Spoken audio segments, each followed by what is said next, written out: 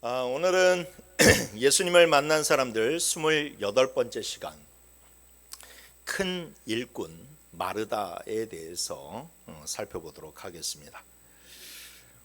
예전에 제가 고등학교를 갓 졸업하고 신학교 이렇게 기숙사를 들어갔습니다. 근데 이제 이 기숙사의 방침이 주말이 되면 다 나가야만 됐어요.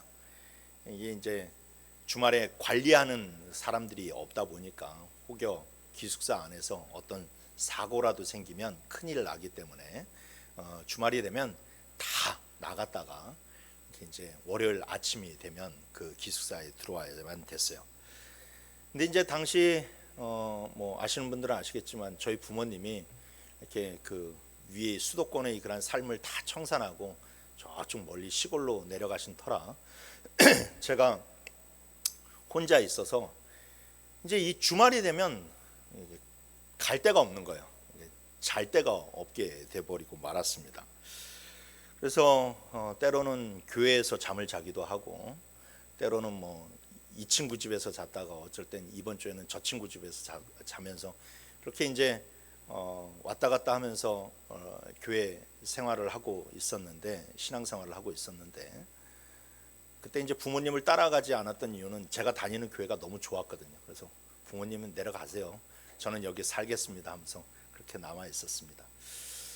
그러다 보니까 이제 저희 교회 한 권사님이 제가 어느 날 교회에서 자고 있는 모습을 보시더니만 그 사정을 아셔서 그러면 당분간 본인 집에 와서 이렇게 좀 주말에 먹고 자고 해라라고 그렇게 배려를 해 주셨습니다. 그래서 이제 한 6개월 정도 그 집에서 살았던 것 같아요. 근데 이제 그 집에는 그 권사님의 자녀들이 있었는데 3남매였습니다. 3남매. 남자의 하나에 여자의 둘이었어요. 그리고 뭐 3명 다 저와 같이 같은 교회에서 신앙생활을 하는 그런 믿음의 형제 자매들이었어요. 근데 이제 제가 그 집에서 6개월 동안 살면서 그 3남매가 막 티격태격하면서 살아가는 것을 보면서 살았는데, 그게 저에게는 좀 색다른 경험이었습니다. 왜냐하면 저에게도 뭐 남동생이 하나 있었지만 당시 제 남동생의 나이가 3살이었어요. 3살이었으니까 뭐 그냥 이렇게 남동생과 무슨 티격태격하고 그런 것이 없이 저는 거의 그냥 독자로서 살아왔거든요. 근데 이 3남매하고 살면서 보다 보니까 이건 바람 잘 날이 없는 거예요. 맨날 티격태격하고 뭐하고 막, 그러니까 막 그런 것을 보면서 저는 그 모습이 굉장히 신기했습니다. 그 권사님이 뭔가 할 일이 있으면 아들을 부릅니다. 아들을 불러서 애야 이것 좀 해라 라고 하면서 아들에게 그 일을 시키면, 그 아들은 그 밑에 자기 여동생을 부릅니다. 자기 여동생을 불러서 야 이것 좀 해라고 이렇게 일을 또 시켜요. 떠넘겨요. 그러면 그 여동생은 그때 이제 그 여동생의 나이가 이제 한창 사춘기였던 것 같은데, 뭐 항상 오빠라고 부르다가 그 일을 시키면은 야 엄마가 너한테 시킨 걸 왜 나한테 시켜? 그러면서 뭐라고 화딱지를 확 내면서 문을 꽉 닫고 자기 방으로 들어갑니다. 그럼 이 오빠는 막내를 부르죠. 막내를 부르면 이 막내도 또 지 언니가 하는 것을 보았으니까 딱 하면서 오빠는 엄마가 오빠한테 시킨 걸 왜 나한테? 라고 하면서 그 말이 끝나기도 전에 이 오빠가 뭐를 확 앞에다가 뭘 집어던져요. 뭐 인형이 됐든지 두루마리 휴지가 됐든지 뭘 확 집어던지면은 그 여동생은 또 입이 대빨 나와가지고 말도 제대로 하지도 못하고 항상 자기가 막 그런 일들을 하는 그런 장면들을 많이 보면서 참 신기하기도 했고, 그리고 또 그렇게 티격태격하면서도 또 자기네들 형제끼리 그것을 잘 챙겨주는 그런 모습들을 많이 보았습니다. 여러분들 중에는 형제가 많으신 분들은 아마 유년 시절 그런 경험들이 많으실 겁니다. 한부모 밑에서 자랐음에도 불구하고 형제들마다 각기 다른 성향과 다른 성격들을 가지고 있죠. 심지어 쌍둥이로 태어나도 생김새는 똑같을지 모르지만 그 성향이 전혀 다른 것을 발견하게 됩니다.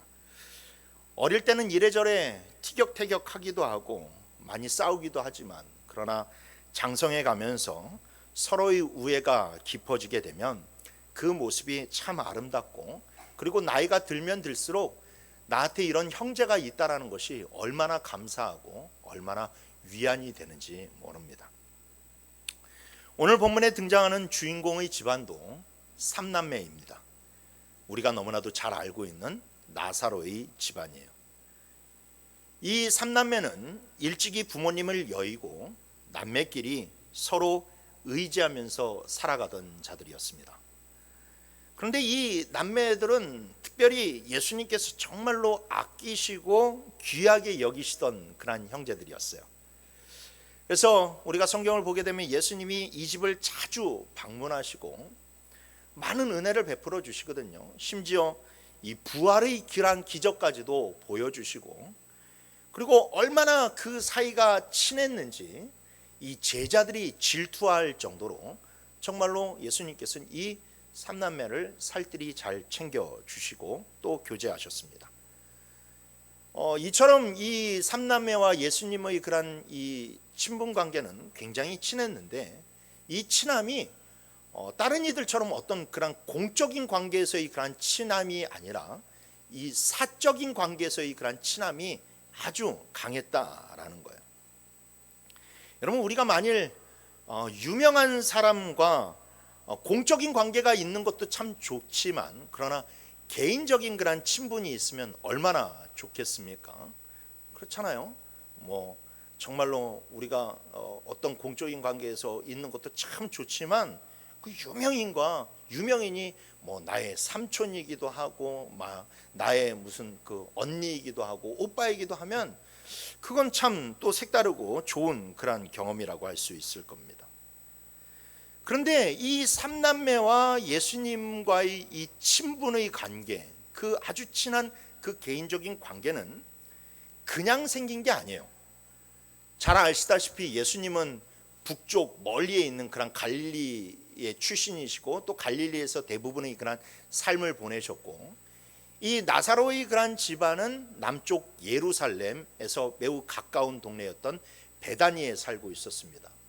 그러니까 어떤 접촉점이 그렇게 없음에도 불구하고 이 예수님과 이 삼남매의 관계가 굉장히 친했다라는 것은 어떤 다른 이유가 있었기 때문이죠. 그렇다면 이 삼남매와 이 예수님의 그런 특별한 관계가 이루어진 것은 누구 때문일까? 그것은 다름 아닌 오늘 본문에서 우리가 다루고자 하는 이 마르다라고 하는 여성 때문에 그렇습니다. 흔히들 오늘 본문을 보면서 마르다에 대한 오해를 가지고 있어요. 우리는 마르다와 마리아 자매에 대해서 이야기할 때 마치 언니인 마르다는 좀 시기심이 많고 음식 대접은 잘하지만 신앙이 없는 그런 사람으로 오해할 때가 많이 있습니다.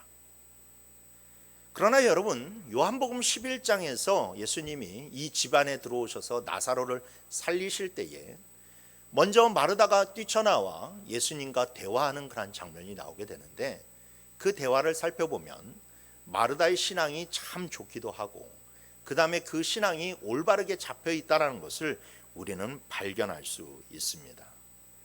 그렇습니다. 마르다는 믿음이 아주 좋은 여성이었고, 그래서 예수님이 그 마르다를 매우 아끼셨죠. 그리고 마르다는 굉장히 책임감이 강하고 또 동생들을 잘 살피는 그런 여성이었어요.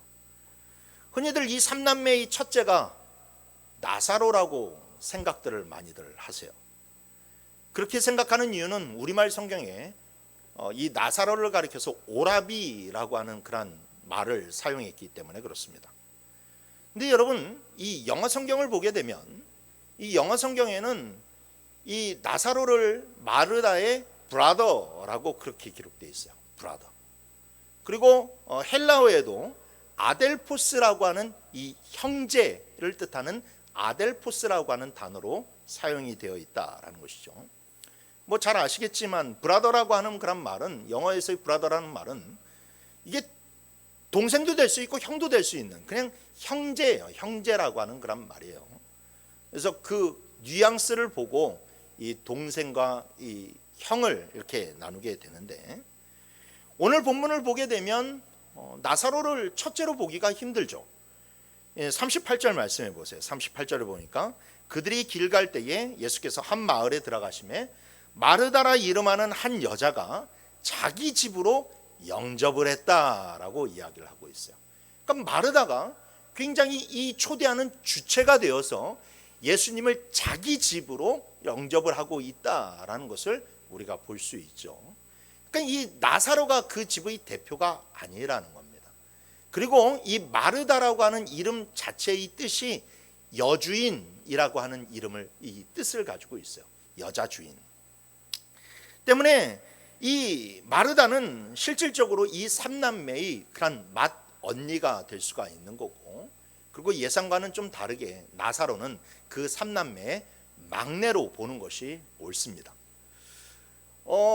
나사로가 죽었을 때 이 마르다와 마리아가 굉장히 슬퍼하는 그런 모습을 보이는 것을 볼 수 있는데, 근데 여러분 그 이야기를 좀 보실 때 나사로를 첫째 오빠라고 생각하기보다도 오히려 이 두 누나 밑에서 자라고 있는 이 막내 동생으로 생각하시면, 그들이 그런 이 마르다와 마리아가 얼마만큼 슬퍼하시는지 그 슬픔에 대해서 조금 더 여러분들이 그런 감정이입이 될 겁니다. 물론 오빠가 죽은 것도 슬픈 일이지만, 그러나 이 어머니와 같이 그리고 정말로 이 동생을 잘 살폈던 그런 그들에게 있어서 이 막내 동생 나사로의 그런 죽음은 너무나도 견디기 힘든 일이었음이 분명하다라는 것이죠. 자, 그래서 정리해 보면 마르다는 부모님 없이 동생들을 정말로 잘 키운, 어찌 보면 형제들에게 있어서 어머니와 같은 그런 첫째였고, 신앙심도 좋고 예수님을 대접하는 것을 이 남을 대접하는 것도 정말로 잘하는 그런 아주 인품이 좋고 신앙도 좋은 그런 여성이었기 때문에 우리는 마르다를 절대로 오해해서는 안 될 것입니다. 그러나 오늘 본문을 보게 되면 이 마르다가 더 하나님의 은혜 가운데서 진짜 이 예수님을 믿는 믿음 가운데서 굉장히 신실해지는 그런 단계가 나타나게 돼요. 그러니까 오늘 본문은 어찌 보면 예수님이 이 마르다의 그런 집안에 처음 방문하는 그런 계기가 되는 것이고, 또 이후에 이 계기를 통해서 예수님이 이 집에 계속 방문하시게 되거든요. 근데 여러분, 예수님도 뭐 염치가 있겠지만 정말로 이 어떤 그런 집안에 계속 방문을 한다라는 것이 그리 쉬운 일은 아닙니다. 그럼에도 불구하고 예수님이 정말로 마음 편하게 갈 수 있었던 것은 그 사람의 심중을 보시는 예수님께서 이 마르다의 심중을 늘 깊이 보셨다라는 것이고, 그리고 그 마르다의 심중이 그렇게 예수님에게 너무나도 진실되게 할 수 있었던 것은 오늘 이 첫 만남에서 예수님이 주신 교훈을 그 마르다가 잘 담았기 때문이고, 그리고 그 말씀대로 잘 실천하면서 살아갔기 때문입니다. 그래서 오늘 우리가 이 마르다가 예수님으로부터 얻은 교훈이 무엇이었는지 우리가 함께 살펴보면서 우리도 마르다처럼 정말로 주님의 좋은 일꾼, 그리고 큰 일꾼으로 거듭나기를 주님의 이름으로 축원합니다. 자, 첫 번째로 주님은 마르다가 혼자만 일하는 것이 아님을 깨닫게 해주셨어요. 혼자만 일하는 것이 아니다. 마르다는 MBTI로 따지면 이 성향을 가지고 있는 아주 외향적이고 그리고 당찬 성격의 그런 여성이었습니다. 사람도 대접하는 것을 얼마나 좋아하는지 몰라요. 그래서 마르다가 이 어떻게 해서 예수님을 알게 됐는지 모르겠지만 어쨌든 예수님을 알게 되고, 또 그러자마자 예수님을 자기 집에 적극적으로 모셔서 예수님을 접대하고자 하였어요. 예수님은 명절 때마다 예루살렘에 오셨습니다. 그런데 이것은 모든 이스라엘 유대인 남성들이 그랬었죠. 1세기 당시 유대인 역사가였던 요세푸스는 절기가 되면 예루살렘에 무려 270만 명의 유대인들이 모였다라고 그렇게 역사적인 기록을 남겨두었어요. 물론 학자들마다 이 270만 명이라고 하는 그런 숫자가 좀 과장됐다라고 그렇게 여기기는 하지만, 그러나 당시 이 예루살렘의 인구가 10만 명이 사는 성읍이었거든요. 예루살렘의 그런 성읍이. 근데 그 10만 명이 되는 그런 성읍에 뭐 270만 명은 아니더라 할지라도 그 절반인 100만 명만 모여도 정말로 인산인해를 이루게 되는 그런 성읍이 펼쳐지게 되는 거예요.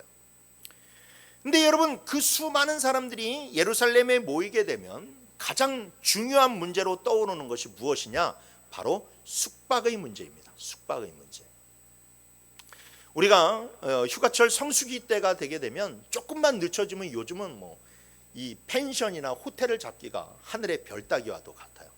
아무리 진짜 높은 요금을 올려도 구할 수 없을 정도로 정말로 숙박의 문제가 중요하게 됩니다. 요즘도 예루살렘에 뭐 6월절이나 아니면 초막절이 되는 그런 명절이 되면 세계 각국에서 몰려드는 그런 유대인들로 인하여서 예루살렘이 인산이래를 이루게 되고, 그때 뭐 방문하는 것, 예루살렘을 방문하는 것은 정말로 너무나도 어려운 일이 돼버리고 말았거든요. 그래서 당시에 예루살렘에 오는 사람들은 이 텐트를 칠 장소만 있으면 그곳에 천막을 치고 거기에서 노숙을 하면서 이 예루살렘의 그런 절기들을 지냈습니다. 그것은 예수님과 제자들의 상황도 다르지가 않았어요. 근데 이것을 알았던 마르다는 적극적으로 예수님을 자기 집으로 모시게 됩니다. 예수님, 이제 텐트를 좀 거두시고 저희 집에 오셔서 절기를 이렇게 지내시죠 라고 하셔서 그렇게 권했고, 성경에 보면 종종 예수님이 베다니에서 잠을 주무시고 감람산을 넘어가셔서 이렇게 예루살렘으로 가는 장면이 나오게 되는데, 그것은 바로 이 예수님이 나사로의 집에 머무셨기 때문이죠. 근데 여러분, 이것은 누구나 쉽게 할 수 있는 일이 아니었습니다. 어떤 분들은 예수님을 집안에 모시는데 그게 얼마나 큰 영광이냐라고 이야기하실지 모르겠지만, 가장 큰 문제는 예수님에게 딸린 식구들이 많았어요. 예수님의 제자들만 해도 12명입니다. 12명이에요. 그러니까 예수님을 모신다라는 것은 성인 남성 최소한 13명을 집에 모셔서 그들을 접대하고 그들을 섬기는 것을 이야기하는 거예요. 뭐 꼭 또 예수님의 그런 12제자만 있었느냐? 또 다른 사람도 아마도 있었을 거예요. 며칠 동안 장정 13명에게 밥을 해먹이고 또 집을 내어준다라는 것이 그리 쉬운 일은 아니죠. 뭐 그 당시 그런 가옥들을 보게 되면 뭐 지금처럼 우리 안방, 뭐 거실, 손님방 이렇게 나눠져 있는 것이 아니라 그냥 하나의 그런 공간이거든요. 하나의 그런 공간. 그리고 명절은 1년에 몇 번 있습니까? 3번 있었습니다. 6월절, 오순절, 그리고 장막절, 이렇게 3번의 그런 명절이 있었어요. 그리고 그 3번의 명절뿐만 아니라 뭐 부림절이라든지 뭐 수전절이라든지 그런 또 다른 명절도 있었거든요. 근데 예수님이 3번의 명절만 오셨을 뿐만 아니라 성경에 보면 수전절과 같은 그런 명절 때에도 예수님은 예루살렘에 오셔서 당신의 사역들을 이어가셨다라는 것이죠. 그래서 그럼에도 불구하고 마르다는 정말로 빠짐없이 이 예수님을 섬길 수 있을 때는 열심히 섬겼습니다. 요한복음 12장 2절 말씀에 보면 이런 말씀이 있죠. 거기서 예수를 위하여 잔치할 새에 마르다는 일을 하고 나사로는 예수와 함께 앉은 자 중에 있더라라고 이렇게 나와 있는 것을 볼 수 있어요. 그러니까 마르다는 예수님을 섬기는 그런 자리에는 빠지지 않았어요. 가서 열심히 정말로 섬기고 예수님에게 정성껏 음식을 이렇게 준비해서 대접했습니다. 그래서 우리는 이 마르다라고 하는 여성이 예수님을 섬기는 이 헌신이 우리 생각과는 진짜 한 차원, 그 다른 차원에 있는 섬김이라는 것을 분명히 인식할 수 있어야만 돼요. 근데 반면에 마르다는, 이 마리아는 이 마르다와는 정반대의 그런 성향을 가지고 있었어요. 그는 언니와는 좀 다르게, 좀 언니는 이 누구가 손님이 오면 정성껏 막 이렇게 무언가를 준비하는 그런 성품을 가지고 있었다면 마르다는 좀 그런 것들을 생각하지 못했던 그런 사람이 아닐까 그렇게 생각을 합니다.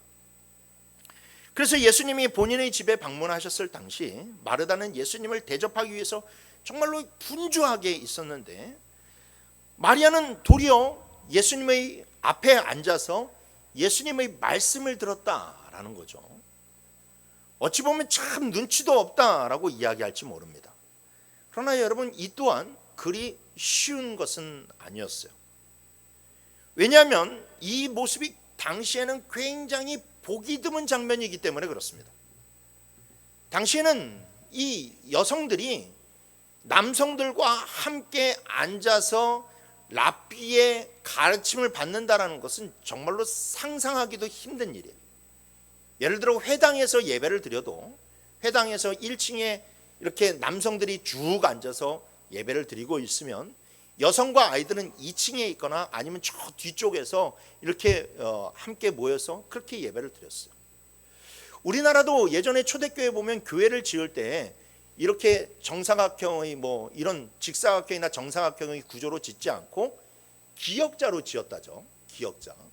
그래서 설교 단상이 여기 이 기역자가 모이는 곳에 이렇게 설교자가 있고 이쪽으로는 남성이 있고 이쪽으로는 여성이 있었어요. 그래서 남성과 여성이 서로 한 자리에서 가르침을 받지 못하도록 하기 위해서 이 기역자 구조의 그런 예배당을 지었다라는 거예요. 그만큼 이 여성이 남성과 함께 가르침을 받는 것도 쉬운 일이 아닌데 이 마리아가 뒤에서 예수님의 말씀을 듣는 것이 아니라 예수님의 발 앞에, 그러니까 예수님 발치에 딱 가가지고 앉아서 그 말씀을 듣고 있다라고 하는 것이 정말로 이 뭔가 다르다라는 것을 볼 수 있어요. 그러니까 이것은 어찌 보면 이 마리아가 그냥 단순하게 언니 도와주기 싫어서 내가 거기에 앉아 있는 것이 아니라 이 자기 나름대로 좀 중요하다고 생각하는 것을 본 거예요. 그러니까 당시 유리천장을 깨고 자기 자신도 정말로 예수님의 말씀을 듣고 제자가 되고 싶은 어떤 굉장히 특별한 그런 강렬한 열망을 가지고 있었던 여인일지도 모르겠습니다. 마르다와는 다르지만 그래도 자기도 자기 나름대로 주를 섬기고 싶은 일을 하고 싶었던 것이죠. 그런데 이 모습을 지켜보던 언니 마르다가 화가 단단히 났습니다. 그래서 40절 말씀에 보니까 마르다는 준비하는 일이 많아 마음이 분지한지라 예수께 나아가 이르되 주여 내 동생이 나 혼자 일하게 두는 것을 생각하지 아니하시나이까 그를 명하여 나를 도와주라 하소서라고 예수님에게 항의를 합니다. 마르다는 자기 혼자 일을 하고 있고 자기 동생 마리아는 아무것도 하고 있지 않다라고 그렇게 생각을 했어요. 또 그런 모습을 예수님께서 아무렇지도 않게 용납하시고 그냥 자기 발치에다 두고 가르치고 있으니까 예수님에게 불만 아닌 불만을 내어놓게 되었다라는 거죠. 그런데 마르다의 그런 이 이야기를 들은 이 예수님이 마르다에게 이렇게 대답을 하십니다. 41절 42절 말씀에 주께서 대답하여 이르시되 마르다야 마르다야 내가 많은 일로 염려하고 근심하나 몇 가지만 하든지 혹은 한 가지만이라도 족하니라 마리아는 이 좋은 편을 택하였으니 빼앗기지 아니하리라 라고 그렇게 말씀하셨다라는 거예요. 우리가 여기에서 유의해야 하는 것은 예수님이 일방적으로 마리아의 편을 들어주는 것이 아니라는 거예요. 즉 마리아는 지금 굉장히 말씀을 듣는 중요한 일을 하고 너는 지금 덜 중요한 일을 하고 있어 라고 그렇게 말씀하시는 것이 아니라는 거죠. 예수님은 우선 마르다가 열심히 많은 일을 하고 있음을 인정해 주십니다. 그리고 칭찬해 주고 계세요. 하지만 그렇다고 너의 동생 마리아 또한 아무 의미 없이 저기에 시간을 보내고 있는 것이 아니라는 거예요. 일을 하기가 싫어서 뭐 부엌 일을 하기 싫어서 저기에 앉아 있는 것이 절대 아니라는 것이죠. 예수님은 마리아가 좋은 편을 택했다라고 말씀을 하고 계세요. 이 말씀은 말씀을 듣는 것이 밥을 준비하는 것보다 더 좋다라고 하는 말씀이 아니에요. 비교하는 말씀이 아니에요. 자기에게 좋은 일을 택했다라는 거예요. 자기가 정말로 하고 싶고 자기가 정말로 열정을 가지고 있고 자기가 지금 잘 할 수 있는 일을 마리아가 지금 택해서 그 일을 하고 있다라는 거예요. 너가 정말로 지금 나를 대접하고 정말로 하고 싶은 그 좋은 일을 택했듯이 마리아도 지금 그 좋은 일을 택해서 그것을 하고 있다라는 것이죠. 나름대로 마리아 또한 자기가 마음속에 깊은 열망과 뜻을 가지고 주의 뜻을, 주의 일을 하고 있다라고 이야기를 합니다. 여러분, 사실 예수님이 그 비정상적인 그 모습을 보면서도, 그러니까 여성이 그렇게 모든 남성들을 제치고 앞에 나와서 랍비의 그런 이 가르침을 듣는 그 장면을 보면서도 예수님이 열심히 그 앞에 그것을 허용하시고 그 마리아를 가르치셨던 것은 훗날 마리아가 어떤 일을 할지를 아셨기 때문에 그래요. 여러분, 훗날 마리아가 정말로 위대한 일을 하죠. 어떤 일을 합니까?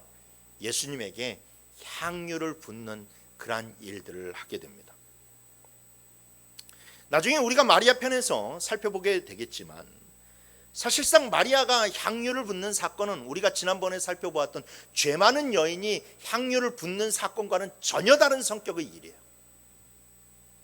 그 여인은 예수님을 향한 그런 감사의 그런 마음을 가지고 와서 이 조그만 향유병을 따서 예수님에게 부었을지 모르지만, 그러나 이 마리아가 나중에 예수님에게 향유를 붓는 사건은 예수님께서도 분명히 말씀해 주셨어요.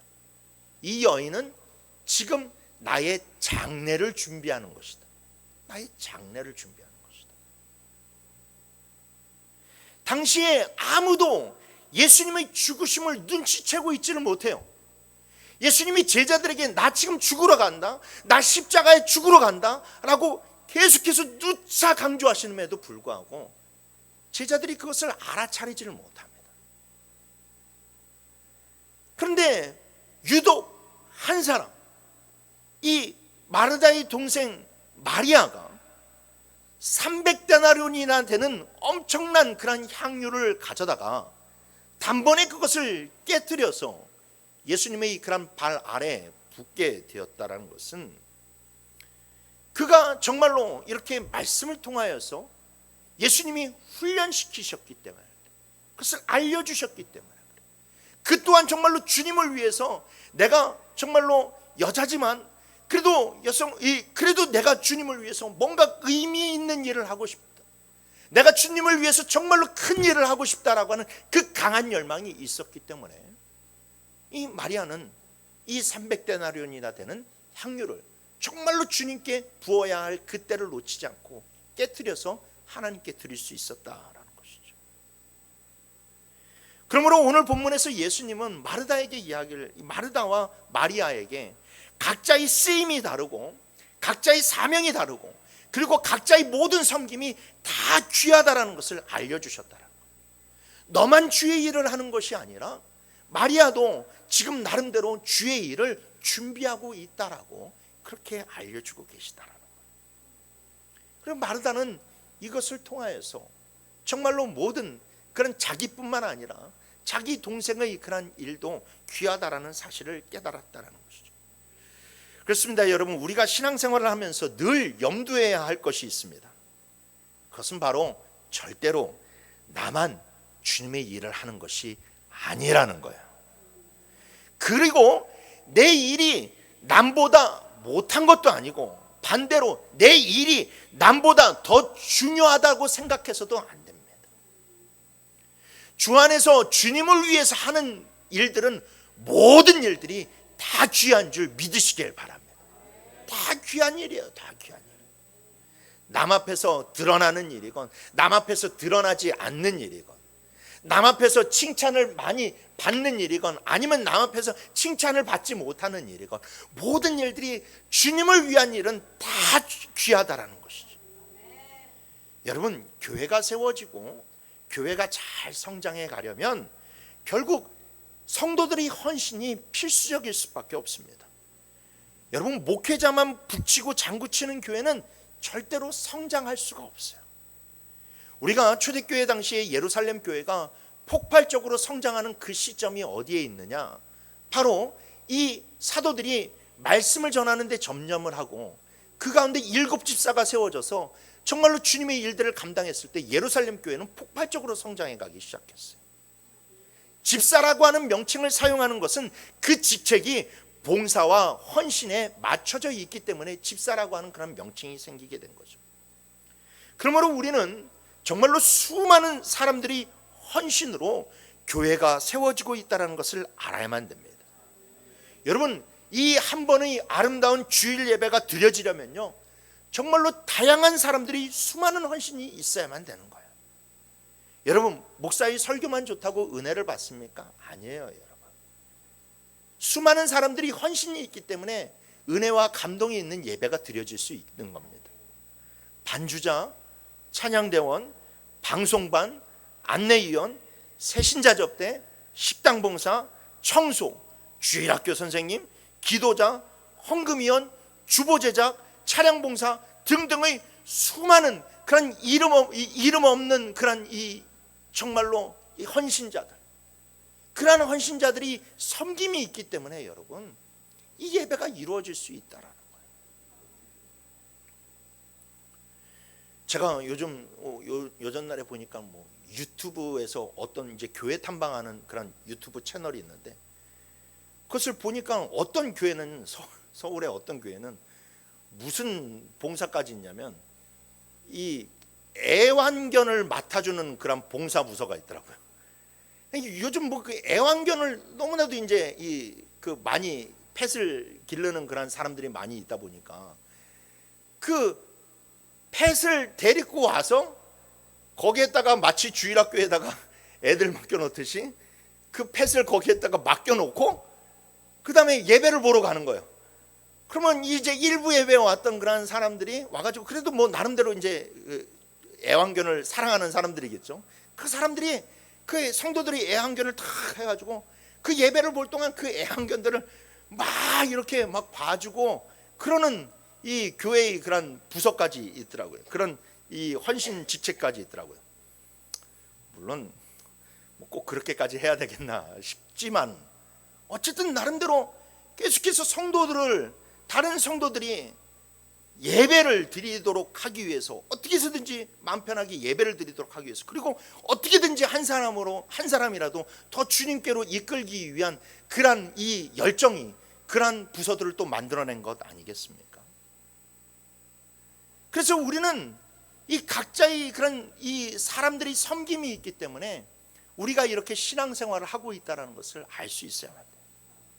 그런데 사람들은 종종 어떤 이들은 자기가 하는 일만 중요하게 생각하는 경우가 있어요. 내가 하는 일은 어렵고 힘들고 다른 사람이 하는 일은 쉽게 생각하는 경우가 있어요. 내가 하는 일은 영적인 일이기 때문에 다른 사람들이 하는 일은 덜 중요하게 생각하거나, 아니면 반대로 나는 이렇게 힘들게 고생하면서 그렇게 일을 하고 있는데 저 사람은 정말로 영적인 일을 한다고 하면서 정말로 편하게 사역하는구나 라고 그렇게 서로를 이해하지 못하는 경우들이 있습니다. 제가 예전에 어느 교회에서 전도사 사역을 할 때에 한 집사님이 성가대 지휘자 집사님을 막 험담하는 것을 들은 적이 있어요. 그 내용은 그겁니다. 저 집사님은 정말로 성가대 지휘한다고 아무것도 안 해. 설거지도 안 하고 청소도 안 해 라고 하면서 막 그렇게 험담을 하는 거예요. 그런데 여러분, 그게 사실 어떻게 보면 맞는 말일 수도 있겠지만, 그러나 한편으로 보았을 때는 이게 제3자의 그런 교육자의 입장에서 보았을 때는 보이는 부분만 놓고 이야기하기 때문에 그래요. 자기는 열심히 청소하고 자기는 열심히 설거지하니까 힘들어서 저 안 하는 사람이 그렇게 좀 뭐 앞에 보여가지고 사람들 막 보이는 앞에서 막 좋은 그런 성가대 가운 입고 막 지휘를 하니까 저 사람은 그렇게 저렇게 드러나는 것만 좋아해라고 그렇게 생각할지 모르지만, 여러분, 성가대 지휘하는 것이 얼마나 힘이 드는지 몰라요. 그 한 번의 그런 은혜로운 찬양을 준비하기 위해서 집에서 정말로 몇 시간 동안 곡을 하나 선정하기 위해서 그것을 위해서 기도하고 노력하고 또 그것을 시뮬레이션하고, 그리고 그것을 가지고 나와서 수요일 날도 모여서 연습하고 뭐 이렇게 토요일 날도 와가지고 연습하고, 그 많은 그런 사람들을 그렇게 연습해가지고 그 찬양단에 세우는 것은 여러분 보통의 노력으로 되는 것이 아닙니다. 보이지 않는 곳에서 그렇게 드러나지 않게 전전긍긍하면서 그 노력하는 그 시간을 모르기 때문에 그렇게 남의 사역에 대해서 함부로 얘기를 하는 거예요. 제가 예전에 개척교회에서 사역을 할 때에 이게 전도사로, 개척교회에서 전도사 사역을 하면 정말로 이것저것 다 합니다. 이것저것 다 해요. 만능이에요. 만능. 뭐 주보 만들고 뭐 주일학교 하고 학생부 청년부 하고 그 다음에 뭐 찬양인도 하고 그 다음에 성가대 하고 혼자서 그걸 다 해야 돼요. 근데 저는 뭐 교회 일 하는 데는 그렇게 두려운 게 없거든요. 그런데 제가 그러면서도 가장 싫어하는 교회의 사역이 두 개가 있었어요. 그게 바로 뭐냐, 하나는 성가대 지휘, 그리고 하나는 주일학교 전도사였어요. 그래서 교회를 지원할 때 이렇게 교회 공고를 보게 되면 뭐 거기에 뭐 차량 운전, 뭐 그다음에 무슨 찬양인도, 무슨 뭐 이게 중고등부 막 그런 거 다 있으면은 뭐 그런 것들은 오케이. 근데 거기에 뭐 성가대, 그다음에 뭐 주일학교 이렇게 전도사, 그러면 지원도 하지 않았어요. 이력서도 쓰지 않았어요. 너무 힘들거든요. 너무 힘들고. 지금도 뭐 어른들 앞에서 여러분 주일학교에 그 애들한테 설교하는 게 얼마나 힘든지 아십니까? 진짜 힘들어요. 전 차라리 여기에 서가지고 그냥 40분 여러분들한테 설교하는 게 더 좋습니다. 여러분, 내가 중요하다고 생각하는 일을 다른 사람이 하지 않으면 그 사람이 아무것도 안 한다라고 생각해서는 절대 안 돼요. 또한 여러 가지 일을 하는 사람이 한 가지 일을 하는 사람을 보면서 저 사람이 아무것도 한다고 생각해서는 안 돼요. 여러분, 그분이 몸이 아파가지고 여러 가지를 못할 수도 있는 거 아니겠어요? 몸이 아픈 사람에게는 한 가지를 하는 것만이라도 정말로 큰 일이 될 수 있다는 거예요. 여러분, 주 안에서 귀하지 않은 일은 없습니다. 누군가는 잘 섬기기 때문에, 그 귀한 섬김이 있기 때문에 교회는 성장할 수 있고, 주님은 그 귀한 섬김을 절대로 외면하지 않았어요. 여러분, 오늘 예수님께서 뭐라고 하세요? 마르다는 좋은 편을 택했으니까 그것을 빼앗기지 않는다라고 이야기하잖아요. 빼앗기지 않을 것이. 그게 하늘나라에 다 기억이 된다라는 거예요. 하늘나라에 다 쓰여진다는 거예요. 그러니 여러분, 서로 격려하시길 바랍니다. 서로의 섬김에 대해서 감사하시길 바랍니다. 여러분, 정말로 이 섬기는 것에 대해서 감사할 수 있어야 돼요. 눈에 보이는 것만 보려고 하지 마시고, 눈에 보이지 않는 부분에 있어서도 그분이 정말로 믿음으로 열심히 하고 있다는 것을 믿음으로 감사하실 수가 있어야 돼요. 그래서 여러분, 격려해야지. 우리가 나는 이걸 하는데 왜 저 사람은 이거 안 해? 하고 하면서 이 서로의 사역에 대해서 인정하지 않고 서로의 그런 사역에 대해서 받아주지 않으면 여러분, 교회는 절대로 성장할 수 없습니다. 그러니 항상 믿음으로 서로에게 감사하는 우리 모두가 되기를 주님의 이름으로 축복합니다. 두 번째로, 주님은 마르다에게 기쁨을 잃어버리지 말라라고 그렇게 권면하셨어요. 따라해 보십시오. 기쁨을 잃어버리지 말아라. 기쁨을 잃어버리지 말아라. 처음에 마르다가 예수님을 섬기는 것에 대해서 기쁨이 가득했습니다. 오늘 38절 말씀해 보니까 마르다가 예수님을 자기 집으로 영접했다라고 얘기해요. 영접했다. 여러분, 이 영접이라고 하는 단어가 헬라어로는 뭐냐? 손을 뻗어서 기쁨으로 환영하는 것을 뜻해요. 손을 뻗어서 기쁨으로 환영하는 것. 그러니까 이 마르다가 예수님을 모실 수 있으니 얼마나 기뻤겠어요. 정말로 기쁨으로 최선을 다해서 예수님을 영접했다라는 거예요. 예수님을 댁에 모셨던 마르다는 예수님을 잘 대접하고 싶었어요. 그러다 보니까 여러 가지 음식을 준비하기로 마음을 먹었어요.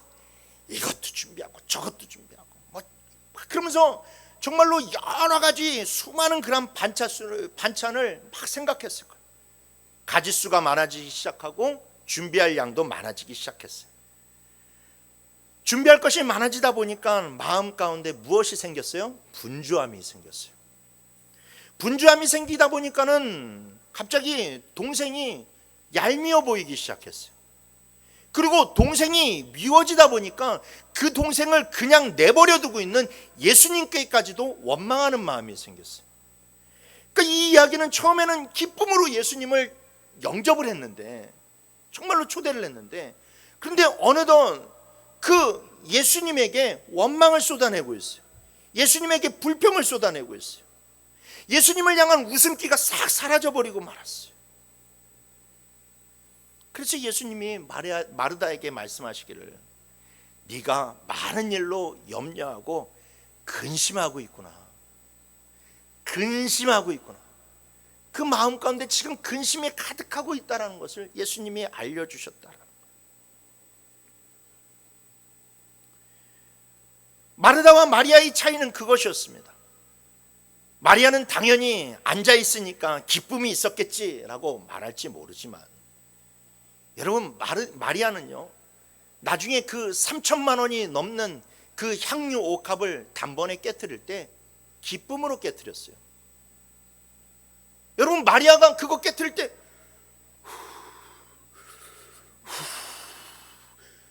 하면서 그렇게 깨트렸겠어요? 아니라고요. 나 같았으면 그렇게 했을 것 같아요. 그런데 마리아는 정말로 그것을 단번에 깨뜨려서 기쁨으로 그것을 예수님이 발에 부었어요. 그에게는 기쁨이 있었어요. 좋은 것을 선택했기 때문에. 예수님은 마르다에게 이야기합니다. 야, 그래, 네가 나를 위해서 열심히 준비하는 거 알겠어. 많은 음식 준비하는 거 알겠어. 근데 마르다야, 나는 네가 많은 음식 준비하지 않아도 괜찮아. 나에게 된장국 하나만 갖다 줘도 괜찮아. 그런데 근심하지 않았으면 좋겠다. 기뻐했으면 좋겠다. 기쁨으로 나에게 그것을 대접했으면 좋겠다라고 그렇게 말씀하시는 거예요. 마르다가 이 말을 들었을 때 아차 싶었겠죠. 내가 정말로 주님을 영접할 때까지만 해도, 집으로 모실 때까지만 해도 너무나도 기뻐서 막 내가 지금 주님을 기뻐서 지금 내가 이것저것 하고 있는 건데, 그런데 그 기쁨을 어느 순간 잃어버리고 예수님한테 내가 불평을 쏟아내고 있다니, 자기가 너무 중요한 그 사실을 잊고 있다는 것을 깨닫게 된 거예요. 그 마음속에 왜 나만 이래야 돼? 왜 나만 이렇게 고생해야 돼? 쟤는 저렇게 하지 않고 있는데 왜 나만 이렇게 준비해야 돼? 라고 하는 생각이, 그 섭섭한 마음이 그를 사로잡게 되자 기쁨이 온데간데 없어져 버리고 만 거예요. 17세기 회화의 거장 디에고 벨라스케스는 이 마르다와 마리아의 집에 오신 그리스도라고 하는 그림을 그렸습니다. 여러분들이 이 그림을 보시게 되면 누가 마르다인지 누가 마리아인지를 잘 아실 거예요. 그리고 이 그림을 보는 순간 마르다가 무엇을 잃어버리고 있는지도 잘 발견할 수 있을 겁니다. 마르다는 손에 절구를 잡고 있어요. 앞에 생선도 놓여져 있어요. 당근도 놓여져 있어요. 이 달걀도 놓여져 있고 마늘도 놓여져 있어요. 저거 다 열심히 준비해서 예수님 대접하려고 그러는 거예요. 그런데 마르다의 얼굴이 기쁨이 없어요. 기쁨이 없어요. 얼굴은 울상이 되어버리고 말았어요. 그리고 성경에 등장하는 인물은 아니지만 어쨌든 저 옆에 있는 한 할머니가 그 손가락으로 마르다를 가르치면서 마르다가 사람들에게 이야기하는 겁니다. 마르다가 지금 무엇을 잃어버리고 있는지 좀 봐라. 무엇을 잃어버리고 있는지 봐라. 기쁨이 사라지고 만 거예요. 여러분, 예수님은 몇 가지만 하든지 혹은 한 가지만이라도 족하니라 라고 말씀합니다. 이 말씀은 마음의 기쁨을 잃어버리지 말라는 거예요. 교회에서 일을 하다 보면요, 누구는 일을 여러 가지 하는 사람이 있어요. 누구는 한 가지만 하는 사람들이 있어요. 그러나 중요한 것은 무엇이냐? 많이 하든 적게 하든 기쁨으로 감당하라는 거예요. 많이 하는 사람은 꼭 시켜서 많이 하는 게 아니에요. 그냥 자기가 좋으니까, 자기가 또 감당할 수 있으니까, 자기가 또 달란트가 되니까 그런 일들을 감당하는 것이거든요. 근데 어느 순간 그 기쁨을 잃어버리기가 쉽다라는 것이죠. 여러분, 주의 일은요, 기쁨으로 감당해야 돼요. 여러분, 주의 일은요, 기뻐요. 왜 기뻐요? 주의 일이니까. 예수님을 위한 일이니까. 그러니까 여러분, 이 주의 일은 기쁜 거예요. 교회의 사역은 기쁜 일이에요. 마르다가 예수님을 기쁨으로 자기 집으로 영접했던 것처럼 우리도 결국 주님을 모시게 된 것이, 주님을 위해서 헌신하게 된 것이, 여러분, 주님을 내가 모셨기 때문에, 주님이 또 나의 인생 가운데 찾아오셨기 때문에 기뻐서 헌신하는 것 아니겠어요? 그런데 사역이 때로는 짐이 되는 경우가 많아요. 우리는 종종 신앙생활을 하면서 내가 하는 사역 때문에 서로의 얼굴을 붉힐 때가 많이 있고, 사역 때문에 사람들을 원망하고 탓할 때가 많이 있어요. 기쁨이 사라지고 만 거예요. 여러분, 기쁨이 사라지면요, 내가 주의 일을 하는데 기쁨이 사라지면 그건 더 이상 주의 일이 아니에요. 기쁨이 없으면 그건 더 이상 주의 일이 아니에요. 왜? 그건 그냥 나를 위한 일입니다. 나만 생각하기 때문에 기쁨이 없는 거예요. 그래서 우리는 주의 일을 할 때 정말로 기쁨으로 최선을 다해야 합니다. 제가 요전날 우리 사모님이 한 유튜브 영상을 하나 보여줬어요. 그 유튜브 영상은 어떤 한 중대형 교회에 있는 이 여자 청년이 반주하는 영상이었어요.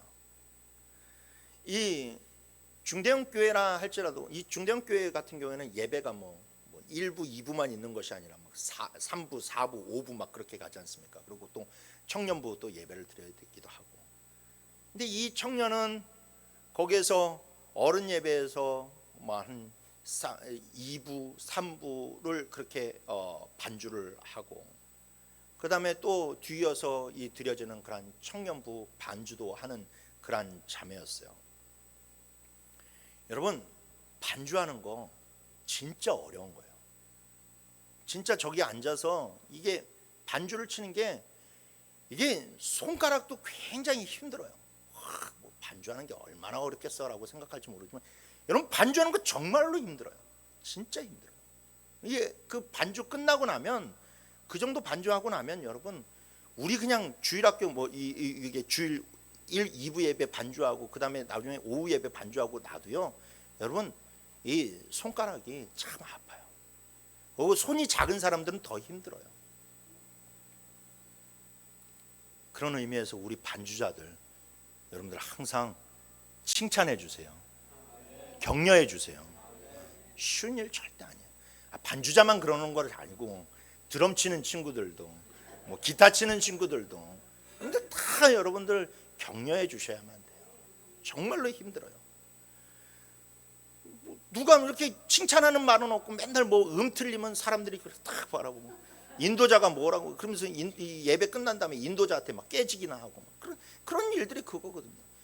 PPT 하는 거 여러분 진짜 힘들어요. 여러분 저거 쉬운 일 아니에요.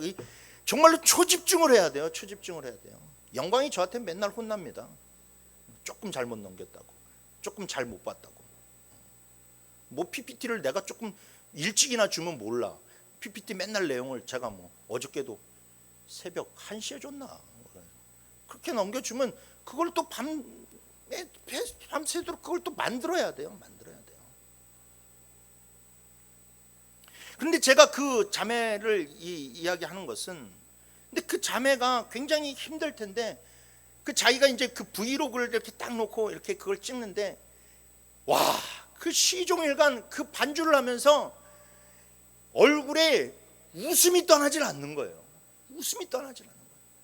막 실수해도 막 민망해서 웃고, 그래도 막 자기가 또 잘하면 또 기분 좋아가지고 웃고, 막 그러면서 막 뭔가 인도자와 뭐 맞게 들어가니까 막 그 안에 브릿지를 잘 넣으니까 막 웃고, 막 그러면서 시종일관 막 기쁨으로 그 이 사역들은 막 감당을 하는 거예요. 웃음을 잃지 않아요. 웃음을 잃지 않아요. 마치 그 얼굴이 그 앞에서 인도하는 사람이 목사님이 인도하는 게 아니라 예수님이 정말로 인도를 하고 자기는 반주하는 사람처럼 그렇게 반주를 하고 있다는 거예요. 그것을 보면서 여러분 제가 은혜를 정말 많이 받았어요. 그러면서 다시 한 번 더 저를 생각해 봤어요. 나는 또 기쁨으로 이 일들을 감당하고 있는가. 여러분 주의 일에는 기쁨이 있어야 돼요. 사도 바울이 빌립보 성도들에게 편지를 하나 썼죠. 빌립보서입니다. 빌립보서.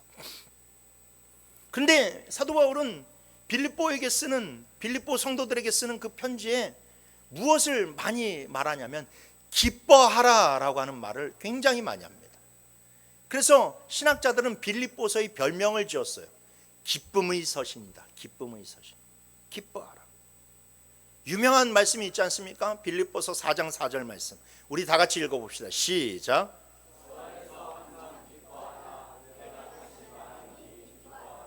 아멘. 참 좋은 말이죠. 근데 여러분 사도 바울이 저 말을 하는 그 목적이 뭔지 아세요? 저 말씀 앞에 이런 걸 이야기해요. 유오디아와 순두계에 대해서 이야기를 합니다. 그러니까 빌립보 교회는 유오디아 권사와 순두계 권사라고 하는 이 두 유명한 권사가 있었어요. 이 두 유명한 권사들은 정말로 주의 일을 헌신했어요. 열심히 했어요. 사도 바울이 그 편지에 써놨듯이 이 두 사람이 나의 사역을 얼마나 많이 도왔는지 모른다라고 할 정도로 그렇게 칭찬을 했어요. 그런데 이 두 사람이 어느 날 다투었어요. 싸웠어요. 교회에서 크게 일을 하는 사람들이 싸우니까 교회 자체가 흔들리기 시작했어요. 빌립보 교회가 여러분 얼마나 위대한 교회인지 모릅니다. 유럽에 처음 세워진 교회고, 정말로 교회의 이 바울이 유럽의 사역을 하는데 전적으로 모든 것을 아끼지 않았던 그런 교회가 바로 빌립보 교회예요. 그런데 그 두 사람이 싸우니까 교회가 흔들렸어요. 사도 바울은 그 두 사람이 싸운 이유, 그리고 교회가 지금 그 빌립보 교회가 흔들리는 이유, 그것이 무엇이냐? 너희들이 기쁨을 잃어버렸기 때문에 그렇다라는 거예요. 주의 일은 열심히 하는데 기쁨으로 하지 않고 자기를 드러내기 위해서 하고, 자기 의대로 하고, 자기만 정말로 자기 사역만 중요하고 남은 인정하지 않으니까, 유오디아가 순두계를 인정하지 않고 순두계가 유오디아를 인정하지 않으니까 그런 일들이 생겼다라는 거예요. 그래서 저 말씀을 하는 겁니다. 주 안에서 항상 기뻐하라. 내가 다시 말하노니 기뻐하라는 거예요. 기쁨을 상실한 주의 일은 절대 하나님께 영광을 돌릴 수 없다라는 것이죠. 여러분, 신앙생활이 기쁘지 않으면 이상한 거예요. 여러분, 신앙생활이 기쁘지 않으면 이상한 거예요. 교회에 왔는데 기쁘지 않으면 여러분 이상한 거예요. 그 교회는 좀 이상한 교회예요. 여러분 분명히 아셔야 돼요. 교회 왔는데 기쁘지 않아. 이 교회는 기쁨이 없어. 웃지도 않아. 여러분, 그 교회는 이상한 교회예요. 아니, 주님을 섬기는데 왜 기쁘지 않아요? 주님을 만나러 왔는데 왜 기쁘지 않아요? 주 안에서 형제 자매들이 지금 한자리에 모여 있는데 왜 기쁘지 않아요? 여러분, 그건 이상한 일이에요. 일이 힘들고 어렵기 때문에 기쁘지 않은 것이 아니라 예수님이 보이지 않고 나만 보이기 때문에 여러분, 거기에 기쁨이 없는 거예요. 나만 중요하게 생각하고 다른 이들을 인정하지 않기 때문에 기쁨이 없는 거예요. 여러분, 기쁨을 잃지 마시길 바랍니다.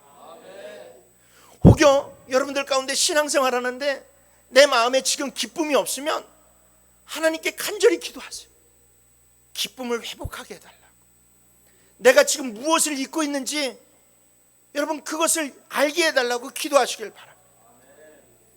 그리고 내가 다른 사람에게, 이 교회에 와서 다른 사람에게 근심을 심어주는 것이 아니라 내가 다른 사람들에게 제발 기쁨을 주는 사람이 되게 해달라고 여러분들 간절히 기도하셔요. 교회 오시면 여러분, 누군가에게는 기쁨을 던져주셔야만 안 돼요.